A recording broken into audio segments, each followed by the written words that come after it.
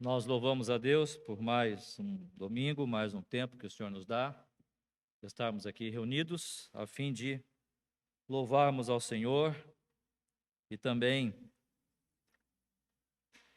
meditarmos na Sua palavra. Agradecemos a Deus pela semana que Ele nos deu, louvamos ao Senhor pelo trabalho, pelo sustento. Agradecemos a Deus, talvez, porventura, por alguma doença, algum mal que possamos ter sofrido, mas ainda assim, e apesar disso, Deus nos deu o livramento, restaurou-nos a alegria e deu-nos a força, o desejo de aqui estarmos. Não sei como foi a sua semana, o que aconteceu, o que Deus fez para você, o que Deus lhe ensinou nesta semana. Mas é fato que alguma coisa aconteceu. É fato que não é possível que tenha passado 7 dias e Deus não tenha lhe dado algum tipo de ensinamento, ou para mim, para que nós possamos conhecê-lo um pouco mais, aprender um pouco mais dele mesmo e de quão poderoso ele é e de quão amoroso os seus feitos para conosco. Desta forma, nós estamos aqui. Não somente para ouvir, mas também para prestar um culto ao nosso Deus. E que a palavra do Senhor nesta noite possa encontrar no seu coração, e no meu também, com certeza, esse desejo de conhecer mais a este Deus, estar mais pronto, com mais voluntariedade, não é a palavra, com mais iniciativa, não é? Com mais protagonismo, se é que podemos usar essa palavra, nos servir ao Senhor, usar o nosso tempo, nossos talentos, nossas capacidades para honrá-lo dentro daquilo que Ele mesmo pede de nós. Por quê? Porque o nosso Deus é um Deus todo-poderoso. O nosso Deus é o Deus que criou todas as coisas. E se nós estamos aqui nesta noite, não é por acaso. Não é a esmo que nós separamos esse tempo para aqui estarmos. Se estamos aqui, não é porque um dia, por algum motivo, alguma coisa aconteceu e então, coincidentemente, chegamos aqui. Não. Deus tem o seu plano. Deus nada faz sem um plano ou razão. Acabamos de cantar, não é? Quando prova seu servo e lhe dá a formação. Dá graças a Deus. Quando o teste se faz, em trevas nos dá a sua paz. Mesmo nos momentos difíceis ou momentos, caminhos que não entendemos, o nosso Deus se manifesta sempre todo-poderoso. Por isso eu queria convidar você a abrir a sua Bíblia em Apocalipse, capítulo 15. Nós estamos seguindo aqui nessas revelações de João, ou as revelações que João teve do próprio Senhor Jesus Cristo, para ver, para perceber, entender as coisas que haveriam de acontecer no futuro. E no capítulo 15, do verso 1 até o verso 4, há uma palavra ali de introdução dos últimos flagelos que haverão de acontecer aqui na terra, pelo menos creio eu, dentro daqueles últimos 3 anos e meio dos 7 anos de tribulação. Então, 7 anos de tribulação e nos últimos 3 anos e meio a coisa haveria de se intensificar e esses flagelos, então, haveriam de encontrar os seres humanos para torturarem-los, para de alguma forma gerar nessas pessoas, aqueles que rejeitaram a Cristo, para gerar neles esse pavor e este medo, para que eles possam olhar para Deus, para que eles possam então perceber, entender, compreender que Deus é Deus real, para que eles possam cair em si e compreender que são criaturas e não podem e não têm a direção das suas próprias vidas, mas Deus sim, e pela sua graça Deus está ainda estendendo a sua mão para que eles possam chegar-se a Ele, para ter comunhão, para ter esse relacionamento com Ele. Eu não sei quantos daqui nesta noite estão, nesse momento, assentados agora. Quantos de vocês já têm tomado uma decisão ao lado de Cristo? Quantos de vocês já disseram não ao mundo? Quantos de vocês, quantos de nós aqui, já têm dito, Senhor, eu quero servir somente a Ti? Eu sei que não vai ser fácil. a um coro, nós estávamos ouvindo pela manhã hoje do grupo Logos, não temas, meu servo, não temas, pois eu te escolhi. Sei que é difícil, mas confia em mim. Quando o homem, o indivíduo está sendo chamado pela graça de Deus, ouvindo o desafio da palavra do Senhor, mas ele coloca um monte de obstáculos para tomar uma decisão. Mas ele coloca, são tantas desculpas, tantas justificativas e sinceras até. Não é? Porque nós temos medo, nós não sabemos o que haverá de ser amanhã. Então nós ficamos com aquele medo de deixarmos tudo, largarmos tudo. E o que vai ser da minha vida? O que é que eu vou fazer com tudo que conquistei? O que é que eu vou fazer com toda a minha vida? Eu ainda sou jovem. Como é que eu posso deixar todas as possibilidades de ser alguém realmente influente, de ser alguém que realmente, quem sabe, mudará a história da humanidade? Simplesmente para ser um crente no domingo, ficar sentado ali no banco ouvindo aquele homem barbudo falar. Espero que não seja a minha palavra aqui. Espero que não seja a palavra deste homem barbudo, mas seja a própria palavra do Senhor que esteja sendo falada nesta noite, ao seu coração e ao meu também. E principalmente a você, que se porventura você ainda não tem tomado uma decisão ao lado de Cristo Jesus, que você possa compreender isso, que você possa compreender a necessidade que tem dele em seu coração. Porque nós já temos falado sobre isso, irmãos, nós estamos falando aqui de um livro que revela o juízo de Deus contra a humanidade que rejeitou o seu plano de salvação, que rejeitou o seu filho, por causa talvez de alguns momentos, por causa talvez de alguns anos, onde ele está ali aproveitando da sua vida jovem, aproveitando de todas as suas capacidades e habilidades. Então eu não posso deixar tudo isso, mas vai chegar um momento que Deus vai pedir contas, vai chegar um momento em que Deus vai dizer, e aí o que você fez? E você vai olhar para trás, eu posso olhar para trás, eu vivi 80 anos e passou, eu já estou com 50. Às vezes eu não compreendo. Ontem estavam os jovens jogando vôlei, né? Em alusão ao aniversário da Gabi, né? Se reuniram, foram jogar vôlei na praça ali. O velhinho queria jogar aqui, mas sabe, a semana foi pesada, a semana não foi fácil. E aí a gente fica, será que eu vou? Será que eu não vou? Não, não vou. Estou velho já. Eu não sei o que vai ser amanhã, é melhor cuidar da minha canela, é melhor cuidar do meu joelho, das minhas costas, a idade, mas parece que não, às vezes eu não consigo entender que eu não tenho mais 30, 20 anos, já passou esse tempo. Da mesma forma, um dia você chegará aos 50, chegará aos 60, chegará aos 80, um dia partirá desta terra, e terá que se encontrar diante de Deus e dizer o que você fez. Há um livro que diz, presta conta da tua administração. A palavra do Senhor na parábola do servo, né? Presta contas da tua administração. O que você fez? Aí na eternidade, isso é o que importa. O que será de nós? O que haveremos de ser e fazer naquele tempo? Portanto, em Apocalipse capítulo 15, vai mostrar mais uma vez por que é que Deus está irado, por que é que Deus está demonstrando toda esta justiça e juízo contra a raça humana. Mais uma vez repetindo, para não ser pedante, para não ser repetitivo, mas para ninguém esquecer. E se alguém tem alguma dúvida, podemos conversar depois sobre isso, mas aqui a igreja não estará mais, a igreja já estará lá na Nova Jerusalém, ali habitando nos céus com o Senhor. Aqueles que estarão aqui na terra serão aqueles que efetivamente rejeitaram a Cristo e não receberam Ele como Senhor das suas vidas, e agora então tem que passar por esse juízo de Deus sobre as suas vidas. E por que Deus está tão irado? Apocalipse 15, do versículo 1 ao 4, vai dizer assim: vi no céu outro sinal grande e admirável, 7 anjos tendo os 7 últimos flagelos, pois com estes se consumou a cólera de Deus. Vi como que um mar de vidro, mesclado de fogo, e os vencedores da besta, da sua imagem e do número do seu nome, que se achava em pé no mar de vidro, tendo harpas de Deus, e entoavam o cântico de Moisés, servo de Deus, e o cântico do Cordeiro, dizendo: grandes e admiráveis são as tuas obras, Senhor Deus Todo-Poderoso. Justos e verdadeiros são os teus caminhos, ó Rei das nações. Quem não temerá e não glorificará o teu nome, ó Senhor? Pois só tu és santo, por isso todas as nações virão e adorarão diante de ti, porque os teus atos de justiça se fizeram manifestos.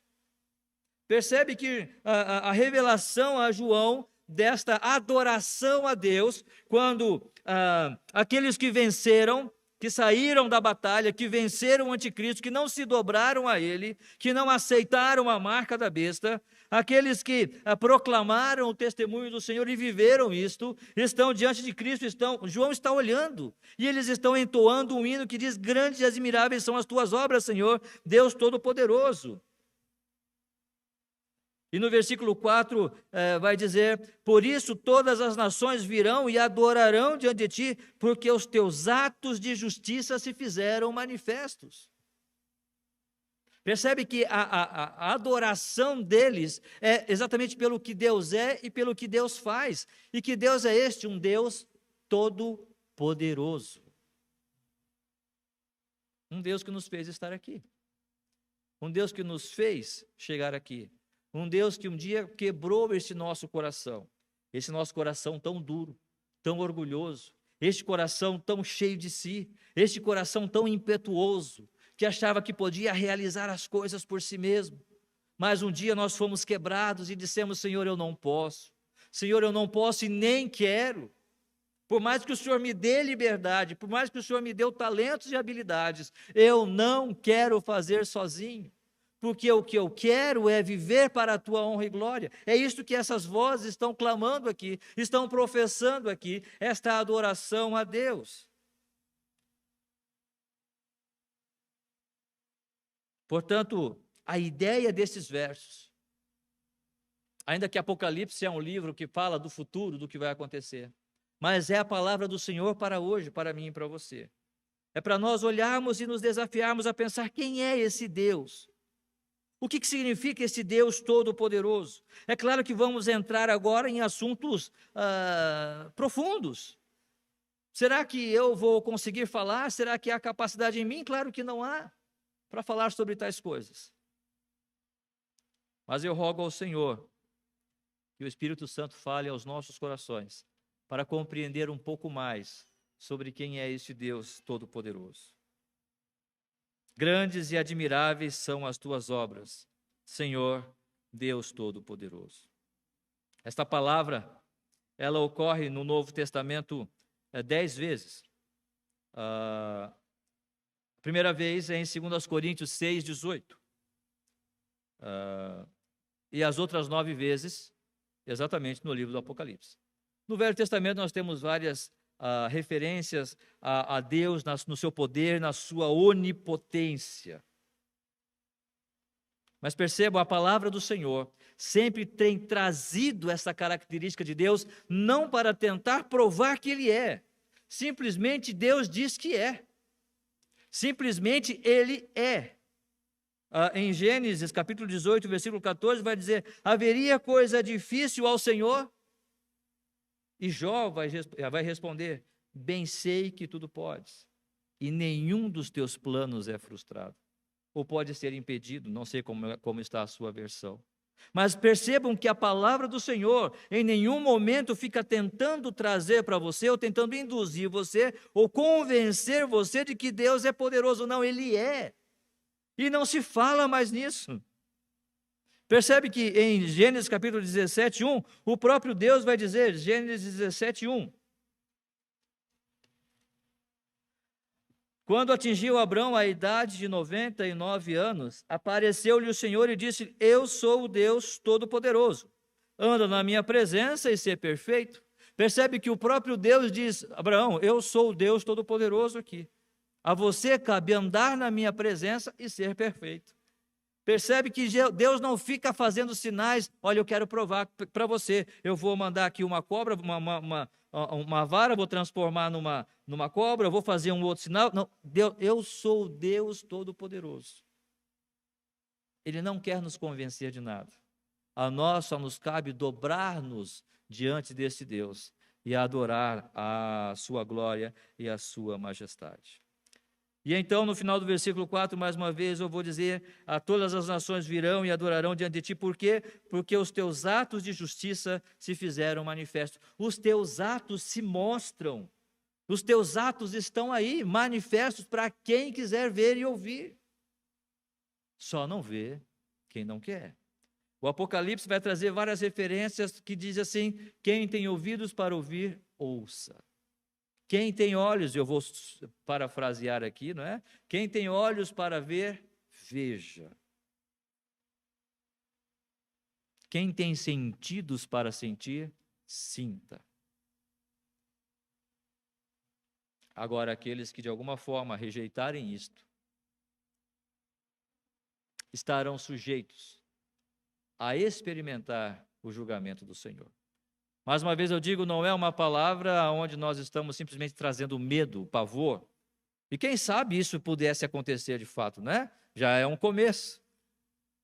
Mas é uma palavra de advertência para todos nós, que sobre nós há um Deus que olha cada passo, cada pensamento, cada ideia que temos. E esse Deus se mostra poderoso, os seus atos se manifestam em todo o tempo.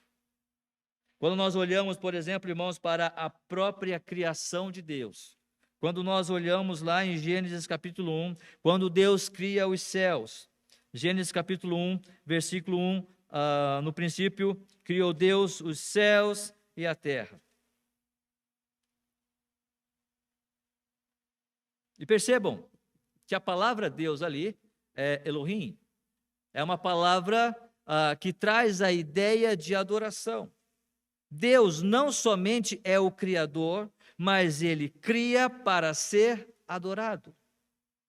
Mais uma vez nós dizemos e repetimos, nós estamos diante de um Deus que nos criou os céus, criou todas as coisas, para que nós pudéssemos olhar para essas coisas que são manifestas e adorar a Ele por aquilo que Ele é e por tudo aquilo que Ele fez. Romanos capítulo 1, do verso 18 a 22, Romanos 1, do 18 a 22, vai dizer ali: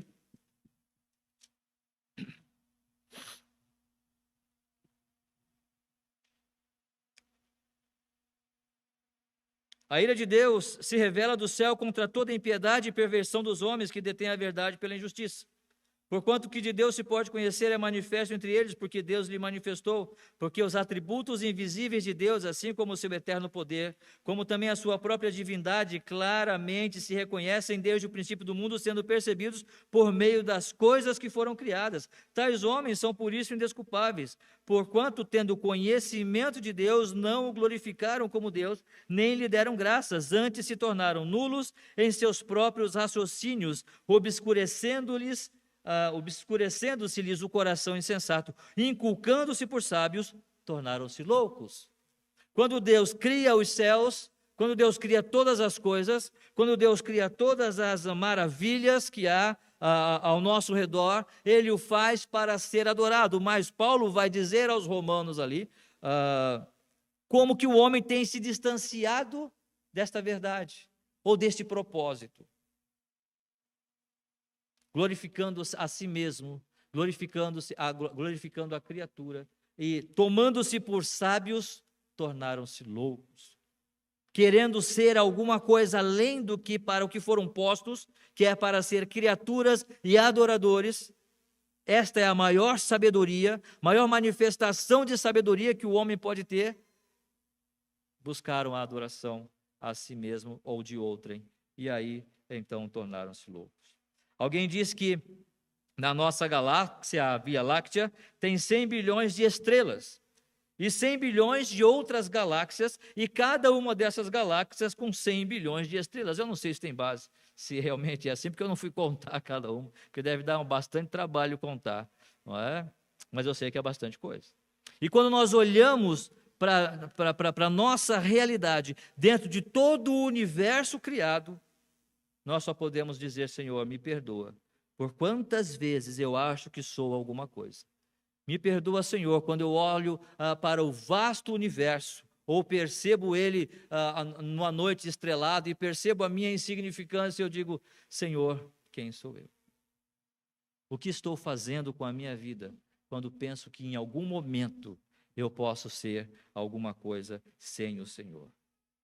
Senhor, meu Deus, quando eu, maravilhado, contemplo, como é que é? Esqueci agora. Senhor, meu Deus, É que cada inário tem uma letra, né? Senhor meu Deus, quando eu maravilhado, fico a pensar nas obras de tuas mãos. No céu azul? De estrelas, e por aí vai, os irmãos sabem, né? Me falhou aqui. Mas é isto. Quão grande és tu, quão grande és tu. Então minha alma canta a ti, Senhor. Quão grande és tu. Não somente as estrelas, os céus, mas quando Deus cria a terra. Vamos para Jó, capítulo 38. Jó, capítulo 38. Talvez reflexões de Jó sejam as mais puras ali naquele momento de sofrimento que ele estava tendo. Então, a resposta do Senhor a ele, para lhe explicar sobre todas as coisas, o Senhor Deus vai falar para Jó, para mostrar a sua insignificância, para mostrar para ele que ele era criatura. E esta palavra tem que ser para nós agora. Esta palavra tem que alcançar o meu coração. Essa palavra tem que tocar o meu ser, para que eu possa entender, assim como Jó estava. Sim, mas eu não tenho feridas, pastor. Eu sei que nós não temos, mas o pecado está em nós. E nós somos um com o Jó.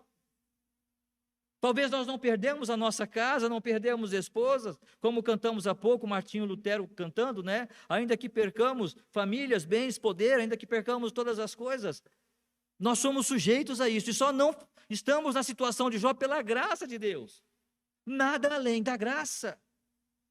Quando sentamos à mesa para tomar um café, para almoçar, é a graça de Deus manifestada ali.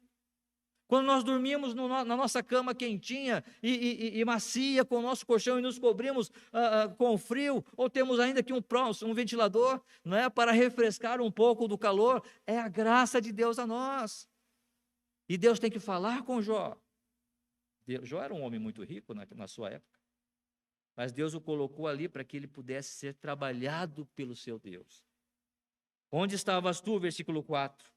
Do capítulo 38, quando eu lançava os fundamentos da terra, dize-mo se tens entendimento, quem lhes pôs as medidas, se é que o sabes, ou quem estendeu sobre ela o cordel, sobre que estão fundadas as suas bases, ou quem lhe assentou a pedra angular, ou seja, Deus está falando da criação da terra. Onde estava eu, onde estava você, quando Deus estava formando todas essas coisas, a menos que todas essas coisas tenham sido formadas, sim, por um Big Bang, né, por uma explosão.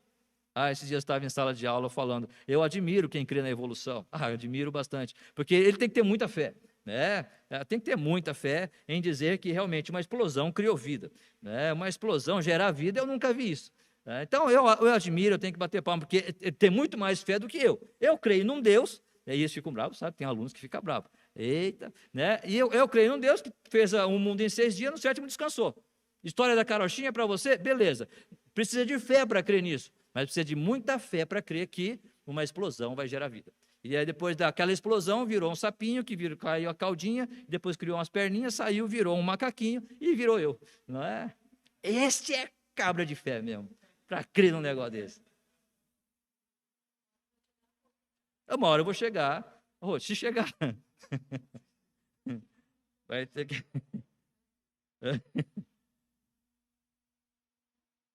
Mas é bom. Versículo 6, é até o 5, né? Quem lhe pôs as medidas, se é que o sabes, ou quem estendeu sobre ela o cordel? Quando Deus estava criando a terra, todas as coisas. Onde nós estávamos? Nem sabíamos, nem existíamos. Agora, percebam, vamos falar de um outro assunto. Essa grandeza de Deus, o Deus todo-poderoso, onipotente, é mostrado na criação dos céus que nós não podemos nem entender. É mostrado na criação da terra, a parte seca, o mar, os animais. Imagine tudo isto.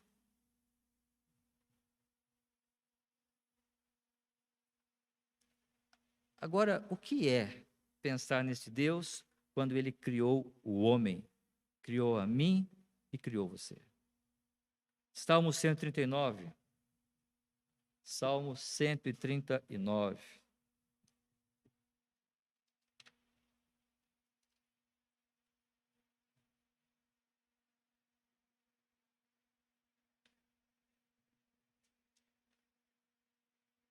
Vamos ler rapidinho, eu vou ler e os irmãos acompanhem. Senhor, tu me sondas e me conheces, sabe quando me assento e quando me levanto.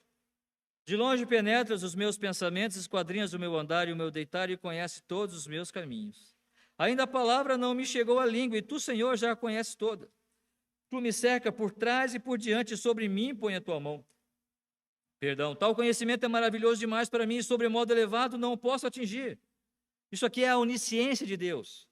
Deus sabe todas as coisas. Mas ele segue.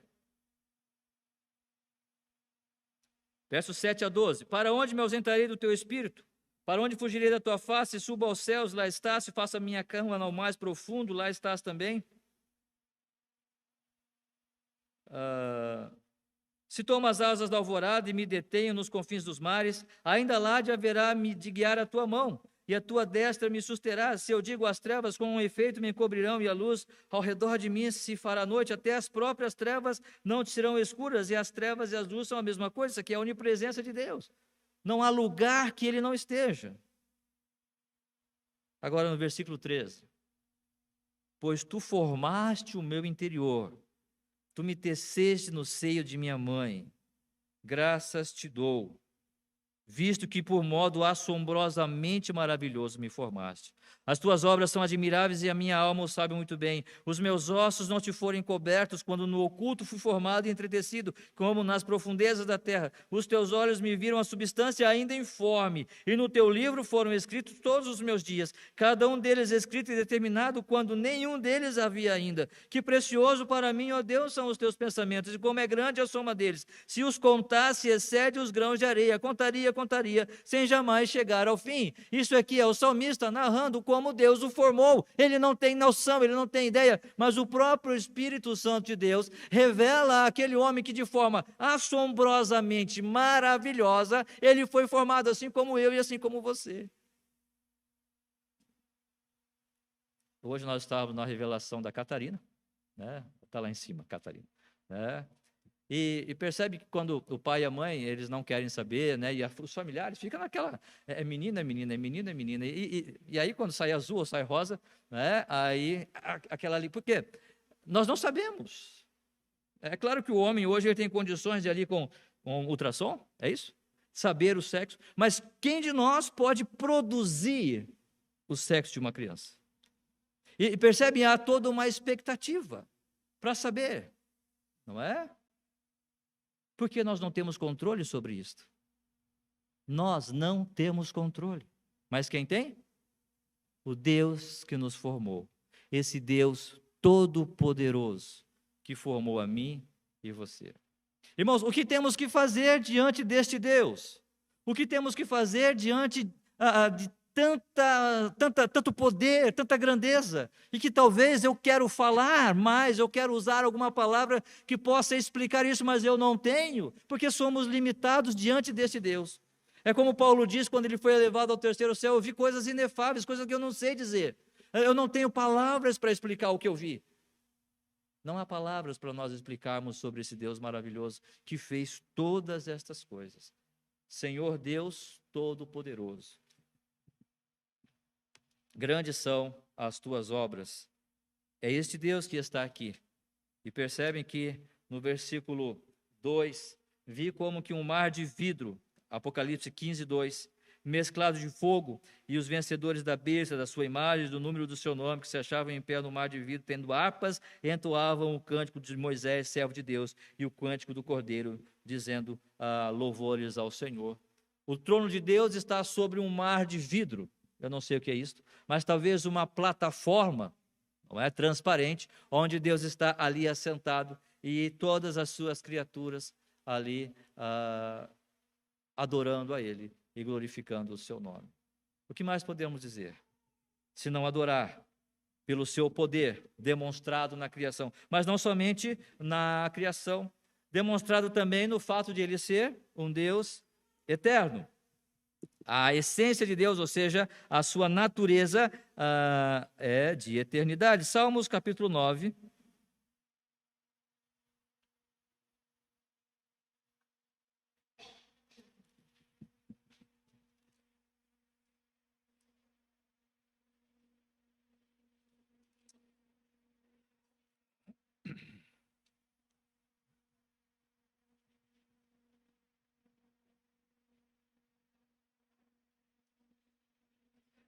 Perdão, irmãos, é 19. Perdão, Salmo 19, verso 1 e 2. Diz ali: os céus proclamam a glória de Deus, e o firmamento anuncia as obras das suas mãos. Um dia discursa a outro dia, e uma noite revela conhecimento a outra noite. Deus é um Deus poderoso. Agora, Deus não poderia ser efetivamente onipotente, poderoso, todo-poderoso, se alguma coisa existisse antes dele. Se alguma coisa tivesse gerado Deus, ou seja, tirasse dele essa eternidade de vida, ele não seria todo-poderoso. Em Apocalipse 1:8 vai dizer: eu sou o alfa e o ômega, o princípio e o fim, o que é, o que era e o que há de vir, diz o Senhor, o Todo-Poderoso. Eu sempre falo que uma coisa, pensar que nós vamos ter vida eterna. É interessante nós pensarmos isso, a vida eterna futura, não é? Uma vida que nunca tem fim. É gostoso nós pensarmos nisso. Mas quando você para pensar que de uma vida que nunca teve começo, que nunca teve um princípio, aí não tem o que fazer. Porque é fácil, é meio até automático, é desejo nosso que a nossa vida nunca acabe. Então nós pensamos que é interessante pensar nesta vida que não tem fim, uma vida eterna. Mas quando você pensa numa vida que nunca teve começo, aí a nossa mente não chega lá. Aí a nossa mente não consegue suportar tal informação. E nós falamos, não é possível. É necessário que alguém tenha criado esse Deus. É necessário que ele tenha surgido de alguma coisa. Mas se isso acontecesse, ele deixaria de ser esse Deus todo-poderoso, criador de todas as coisas. Nosso Deus, ele é poderoso, até mesmo porque ele aguça a nossa curiosidade. E ele faz nos parar e dizer, Senhor, eu não posso chegar até lá. Porque nós queremos vida eterna, não é verdade? Todos querem, até o maior dos ateus. Porque o que a ciência está fazendo? Buscando a fonte da juventude, buscando alguma fórmula, alguma maneira de que o ser humano possa um dia chegar ao ponto de não morrer. A ciência tem buscado isso, mas é impossível o ser humano não morrer. Porque com o passar do tempo, o nosso metabolismo ele vai se tornando de tal maneira que nós vamos engordar e a nossa estrutura não vai aguentar o nosso corpo.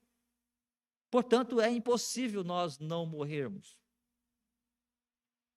Mas os cientistas buscam, a humanidade busca este momento em que possa dizer, agora o homem nunca mais morrerá. Eles buscam, ainda que é uma impossibilidade, mas eles buscam. Portanto, percebam que eternidade de vida é inerente ao ser humano, por mais que ele não consiga conceber a ideia de fé. Mas pertence a nós. Mas na sua rebeldia o homem diz, não, Deus não pode ter surgido de alguma coisa. Perdão, Deus não pode ter surgido de nada. Alguma coisa o criou. Mas perceba que a própria ideia de eternidade é inerente ao ser humano e ele deseja isto. Ele só não quer se dobrar a um Deus que é eterno, futuro, e um Deus eterno também no passado. Mas não tem como correr deste fato. O nosso Deus é um Deus eterno e todo-poderoso exatamente porque Ele é um Deus eterno. Não somente isso, mas nós cantamos aqui também, juntamente com os nossos irmãos lá nos céus, ó Rei das Nações, Deus é todo-poderoso, porque Ele tem o governo das nações nas suas mãos. Deuteronômio 32:8. Moisés vai cantar ao povo sobre Deuteronômio 32:8, sobre as obras do Senhor, relembrando aqueles irmãos a respeito dos feitos de Deus, dos momentos que vão anteceder ali a sua morte, os seus últimos dias, as suas últimas orientações ao povo para ele passar o bastão para Josué. E no versículo 8, perceba que Moisés vai dizer no seu cântico, quando o Altíssimo distribuía a herança às nações, quando separava os filhos dos homens uns dos outros, fixou os limites dos povos, segundo o número dos filhos de Israel. A disposição das tribos de Israel não foi nada feito ao acaso. Foi o próprio Deus quem estabeleceu os limites, a geografia, as circunstâncias, as condições, o número, densidade demográfica, tudo isso foi Deus quem o fez. Percebam também em Atos capítulo 17, Atos capítulo 17, versículo 24 e 26, vai dizer assim, Atos 17, versos 24 e 26, o Deus que fez o mundo e tudo o que nele existe, sendo ele Senhor do céu e da terra, não habita em santuários feitos por mãos humanas, nem é servido por mãos humanas como se de alguma coisa precisasse, pois ele mesmo é quem a todos dá vida, respiração e tudo mais. De um só fez toda a raça humana, para habitar sobre toda a face da terra, havendo fixado os tempos previamente estabelecidos e os limites da sua habitação. Deus, já nos tempos eternos, estabeleceu que um dia eu ia morar em Blumenau, horas. E você também. E que um dia você iria mudar, não sei para onde. E outros irmãos talvez virão para cá. E esta coisa está tudo dentro do próprio plano de Deus. É o Senhor quem o faz. As nações, as suas disposições, os reis da terra, eles pensam que mandam, eles pensam que tem a direção, não tem. Deus simplesmente permite. Lembra de Belsazar? Tekel, Mene, Tekel e Parsim. Belsazar, você foi pesado, suas obras foram pesadas e você foi achado em conta. E acabou o seu reino. Lembra de Nabucodonosor antes? Porque não deu glória a Deus. Foi comer capim como um animal. Acabou o seu tempo.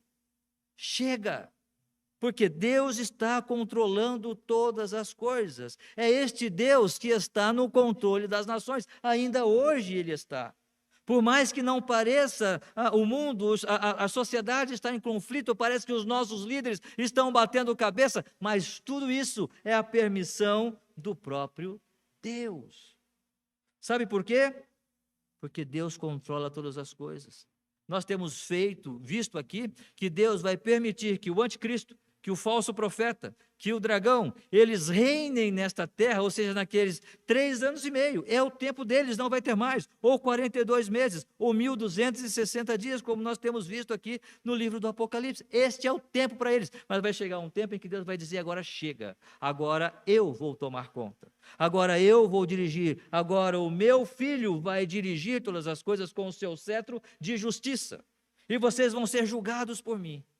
Aonde estamos nós diante de tantos fatos, de tantas manifestações de justiça e de poder e de onipotência deste Deus tão maravilhoso? Porque quando nós olhamos e percebemos todas as coisas que acontecem nas nações, nós só podemos perceber e dizer, Senhor, muito obrigado, porque Tu és um Deus que, apesar de tudo, o Senhor continua no controle de todas as coisas. É só olhar para Israel.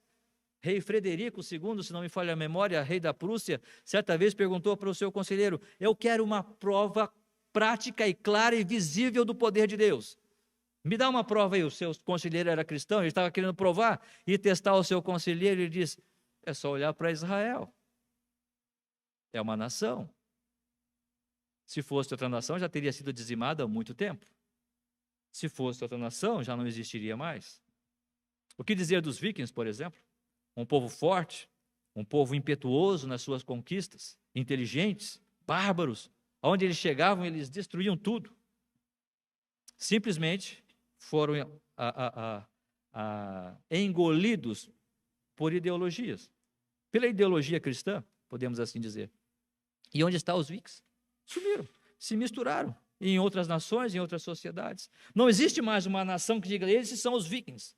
Não tem. Simplesmente eles se miscigenaram e acabou. O povo de Israel está lá. Apesar de toda a perseguição, todo o martírio, Babilônia, sírios, gregos, romanos, estão lá. O Holocausto, né? estão lá. É Deus controlando as nações da maneira como Ele quer. E Deus também é poderoso sobre toda a oposição dessas mesmas nações. Essas nações que de alguma forma se opõem à grandeza, ao senhorio de Deus, Deus está dizendo, em algum momento, eu vou pedir contas. Nós não vamos entrar nos flagelos hoje, mas prestem atenção no 6º flagelo, no capítulo 16, do versículo 12. Há um 6º flagelo ali, há um 6º derramamento de taça, aonde a palavra do Senhor diz, derramou o sexto anjo a sua taça sobre o grande rio Eufrates, cujas águas secaram, para que se preparasse o caminho dos reis que vêm do lado do nascimento do sol, ou seja, do Oriente. Entende-se que ou é Rússia, ou é China, é alguma coisa do Oriente, né? Vai vir de lá. Então vi sair da boca do dragão, da boca da besta e da boca do falso profeta 3 espíritos imundos semelhantes a rãs, porque eles são espíritos de demônios, operadores de sinais, e se dirigem aos reis do mundo inteiro, com o fim de ajuntá-los para a peleja do grande dia do Deus Todo-Poderoso. Percebam que as nações estão sendo reunidas para pelejarem contra Deus. Percebem a astúcia?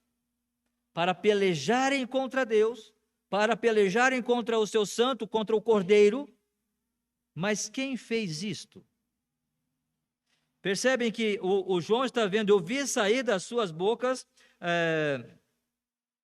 versículo 13, da boca do dragão, da boca da besta e da boca do falso profeta, 3 espíritos imundos semelhantes a rãs. Ou seja, eles falam blasfêmias. E eles estão induzindo os reis e as nações a se amotinarem, a se agruparem para esta peleja no Armagedon, no Vale de Meguido. Mas quem fez isto? O próprio Deus. Não foi Deus que mandou o anjo derramar a sua taça? E ele derramou a sua taça sobre o grande rio Eufrates, versículo 12, e as águas se secaram, por alguma forma miraculosa e maravilhosa. Deus fez as águas se secarem para que as nações pudessem passar por ali para se rebelar, achando que eles fizeram isto, que a sua sabedoria ou que as coisas estão favoráveis para que eles pudessem se rebelar contra Deus. Mas Deus, no seu poder, vai dizer: chega, agora é o final de todas as coisas. Porque esses aqui são os últimos flagelos da cólera de Deus. A medida da paciência de Deus se esgotou, e a sua justiça e os seus juízos serão manifestos agora aqui. Este não é um tempo, irmãos, de desafio para nós. Essas não são palavras de desafio para mim e para você, para nós dizermos: há quantas anda a minha vida, eu realmente estou desejoso e buscando servir a esse Deus, adorá-lo e fazer a sua vontade, ou eu vivo em oposição a ele. As minhas atitudes, as minhas ações são de oposição ao que ele fala na sua palavra. O que está acontecendo comigo? O que é que eu estou fazendo de fato?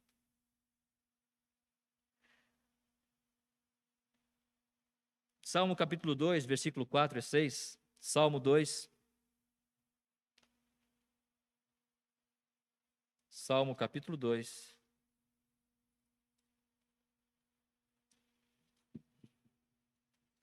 Dos versos 4 e verso 6, parece que o salmista já antevia este momento. Podemos imaginar que é também um salmo profético, né? Não podemos imaginar, porque de fato fala do reinado do Senhor Jesus Cristo, mas eu digo referente a Apocalipse, ao livro de Apocalipse, e como que essas palavras, elas encontram ali a sua harmonia. Salmo 2, verso 4 a 6, ri-se aquele que habita nos céus, o Senhor zomba deles. Na sua ira o seu tempo lhes há de falar, e no seu furor os confundirá. Eu, porém, constituí o meu rei sobre o meu santo monte Sião. Perceba que no versículo 4, aquele que está assentado no trono, no seu mar de vidro, ele está simplesmente rindo. Parece algo um pouco distante das características de Deus, mas é isso. Ri-se aquele que habita nos céus. Aquele que está no seu trono está olhando para as nações se ajuntando, se amotinando, com as suas armas, com o seu poderio, com a sua tecnologia, dizendo: agora nós vamos acabar com esse Deus, agora nós vamos acabar com esse líder. Nós, nações, nós temos o poder, porque a sociedade humana, nós vamos conseguir viver e implantar a paz aqui nesta terra. O Senhor Jesus está só rindo. Deus está só olhando. E percebe que aqui, no capítulo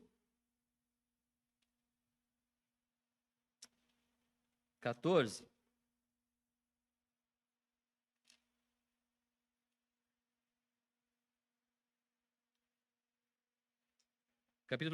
versículo 14 e 15, nós lemos de semana passada. Olhei e eis uma nuvem branca, e sentado sobre a nuvem um semelhante a filho de homem. Ele está sentado sobre a nuvem, não tem nem vento. O negócio está tão tranquilo que nem vento tem para desfazer a nuvem. Lá nos céus as coisas estão tranquilas.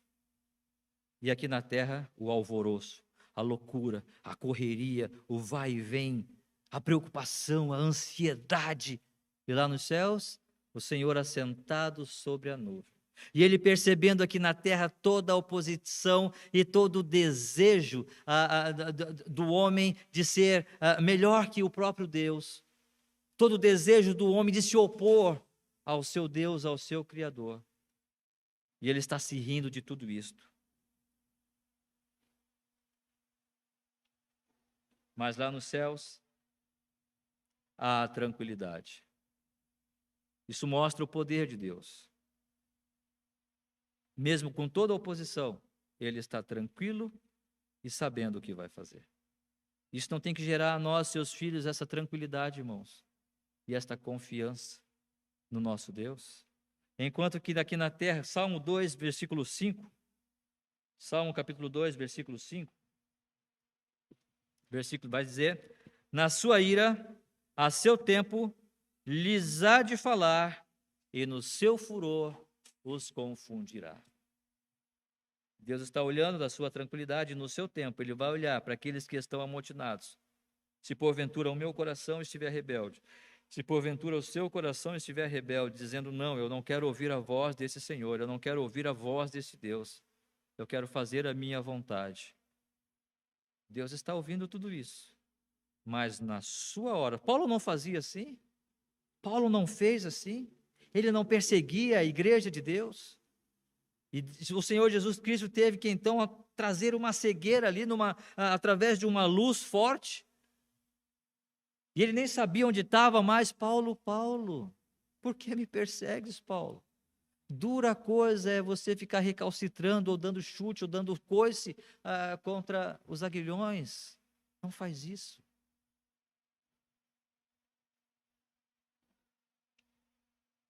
Mas aqueles que estão em oposição a Deus vão continuar. Infelizmente, assim o é. Sabe por quê? Quando você olha no capítulo 16, no quarto flagelo, nós não vamos falar hoje, mas só mostrando aqui no final do versículo 9, depois de tudo o que aconteceu, o que diz ali? Capítulo 16 de Apocalipse, versículo 9. E nem se arrependeram para dar-lhe glória.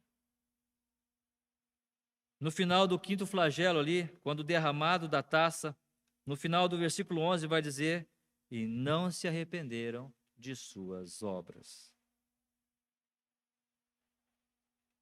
E no versículo 21 do capítulo 16 vai dizer, no final do versículo: e por causa do flagelo da chuva de pedras, os homens blasfemaram de Deus, porquanto o seu flagelo era sobremodo grande. Percebe, irmãos, quão duro é o coração do homem. Mas o Senhor Jesus vai reinar, apesar da desobediência, apesar de não darem glória ao Senhor, e apesar de não se arrependerem das suas obras, o Senhor Jesus Cristo haverá de reinar. O livro do Apocalipse nos conta isto. Deus é poderoso. Ele é poderoso porque, por causa da criação, as suas obras são manifestas. É poderoso pela sua eternidade. É poderoso pelo governo sobre as nações. É poderoso sobre essas nações que se opõem e sobre os nossos corações endurecidos que são para rendermos glória a Ele. E Ele mostra isso a cada dia quando nós nos opomos. Mas sabe também por que Ele é poderoso? Ele é poderoso pela providência que Ele dá ao seu povo. Sabe uma coisa que é preocupante no ser humano? É o seguinte: e se eu me render a esse Deus? Nós falamos isso no começo. E se eu me render a esse Deus? Vai me faltar alguma coisa? Eu tenho as minhas possibilidades, eu tenho as minhas pretensões, eu tenho os meus projetos e planos. E se me faltar alguma coisa? Se eu realmente fizer a vontade dEle? Deus tem feito tantas maravilhas nas nossas vidas, irmãos. Certa vez, eu devo ter falado essa ilustração, essa situação. Vou contar rapidinho. Estávamos no seminário prontos para casar, mas e cadê dinheiro para comprar as coisas? Seminaristas, né, já vivem assim daquele jeito, né? A gente come carne sufocada no seminário. Não, pastor, não pode. É um sufoco comer carne lá. Não é fácil, não. Mas a gente estava conversando, casando, preparando o casamento, não tinha dinheiro. E eu fui trabalhar, eram 3 horas de trabalho diários ali e tal. Fui trabalhar, mas a cabeça não estava para trabalhar. Não estava. Eu estava pensando o que eu posso fazer para juntar algum dinheiro para poder comprar, não sei o que era, né? Se era o terno, não sei. Casamento, quando você vai casar, tem tanta coisa, né? Que diga Cláudio e Esther aí, né? Tem tanta coisa para você ver, para comprar, para arrumar, e é dinheiro que não chega. Ainda mais seminarista, que vive de oferta. Não tem trabalho, você não ganha nada. É das igrejas que vinha a nossa oferta, nosso sustento.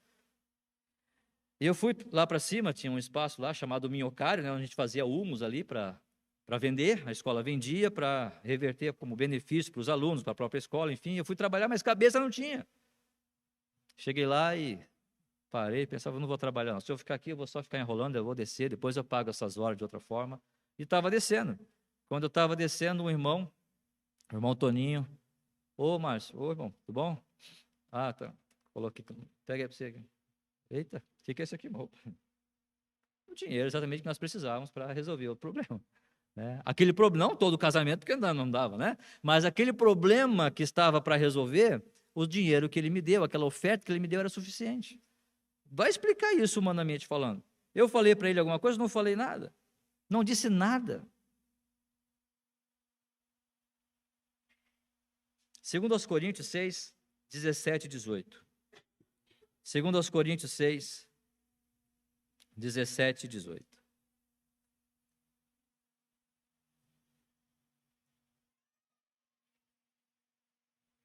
E se eu me santificar a esse Deus? E se eu realmente me separar? E se eu não fizer mais nada como o mundo faz? Se eu deixar os meus amigos? Se eu deixar essas atitudes? E se eu realmente mudar? Vai faltar alguma coisa?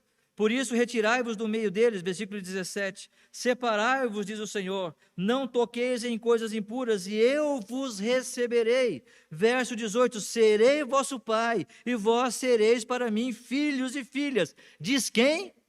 O Senhor Todo-Poderoso. Esse Deus que nos acolhe, esse Deus que cuida de nós, esse Deus que não vai deixar você passar nenhuma necessidade. Talvez não vai ter sucrilhos todos os dias, né? Mas fome você não vai passar. Retirai-vos do meio dele. Chegai-vos. Creia nele. Ele vai suprir cada uma das suas necessidades. Alguém lê Romanos 16, 25, por favor. Romanos 16, 25. Outro, 2 Coríntios 9, 8. 2 Coríntios 9, 8. Outro irmão, Efésios 3, 20. E outro irmão, Judas 24. Eu vou repetir, tá? Um irmão, Romanos 16, 25. Outro irmão, 2 Coríntios 9, 8. Outro irmão, Efésios 3, 20. E outro irmão, Judas 24. Romanos 16, 25, por favor.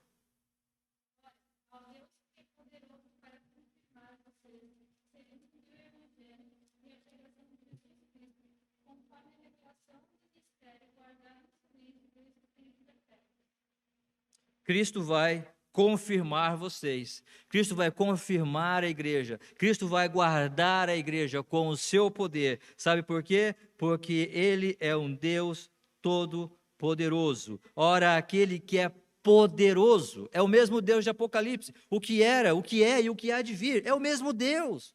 Por que nós temos medo? Não tenhamos medo. Esse Senhor vai nos guardar e vai confirmar a nossa fé. 2 Coríntios 9:8.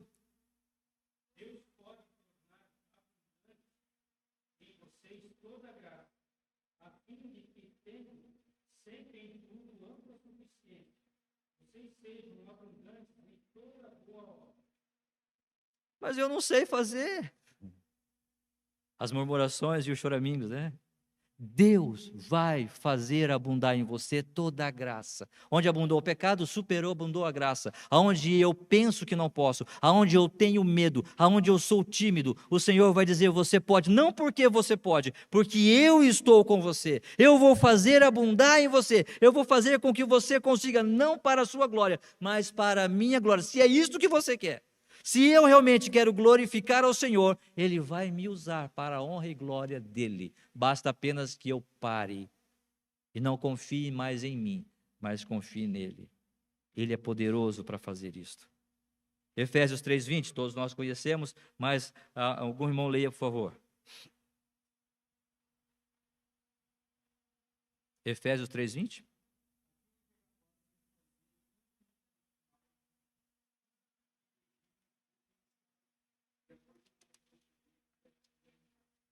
Amém?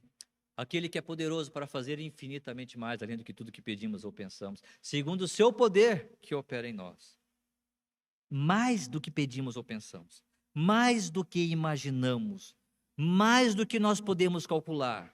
Porque às vezes nós olhamos para determinadas coisas, e no versículo anterior, dizemos: eu sei, o ser humano pode fazer isso, eu acho que eu também posso, mas eu tenho medo. E aí nós ficamos nesse medo de fazer alguma coisa que nós sabemos que temos condições. Mas o medo e a timidez nos impedem. Mas tem coisas que vão além dos nossos pensamentos. Está muito além daquilo que nós podemos pensar, pedir ou imaginar.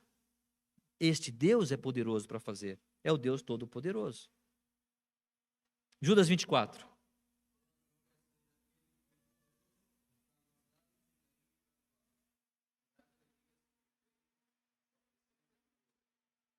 Aquele que é poderoso para vos guardar de tropeçar. Percebe, irmãos, quão gracioso é esse Deus, que Ele nos impede até mesmo de nós tropeçarmos e pecarmos. Se pertencemos à igreja de Cristo, Ele é fiel para guardar-nos para a sua glória, para o seu louvor, para a intimidade com Ele.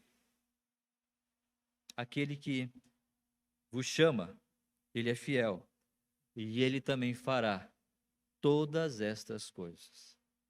Você crê nisto?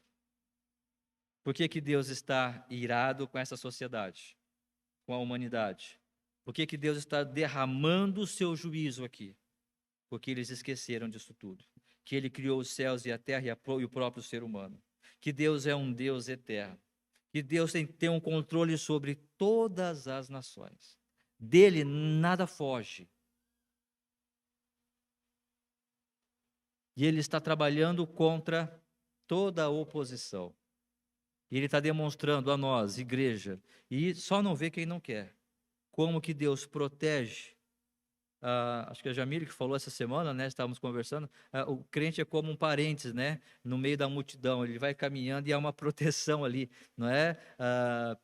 Para o cristão, no meio da multidão, está todo mundo ali sendo afetado, mas o cristão está ali naquele campo de proteção de Deus. E não é assim?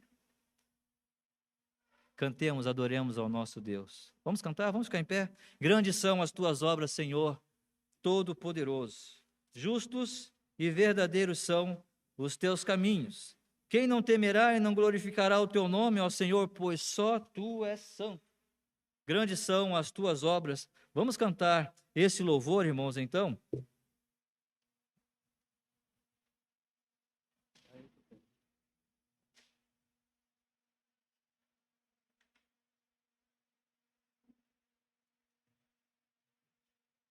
E mais uma vez eu digo, eu não sei como você está, na sua vida, nas suas ações, nos seus pensamentos.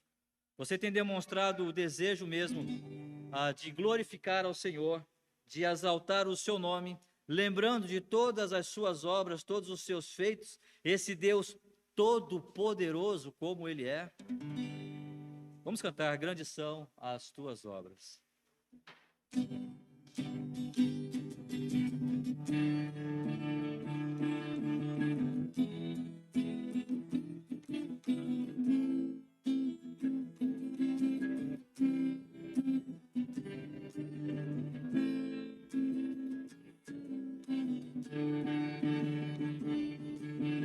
Grandes são as tuas obras, Senhor Todo-Poderoso. Justos e verdadeiros são os teus caminhos. Grandes são as tuas obras, Senhor Todo-Poderoso. Justos e verdadeiros são os teus caminhos.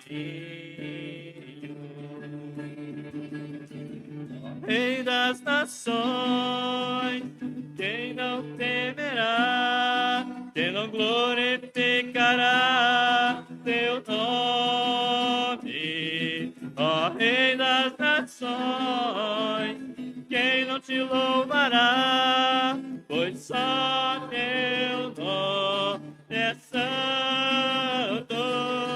Ó Rei das nações, quem não temerá, quem não glorificará teu nome?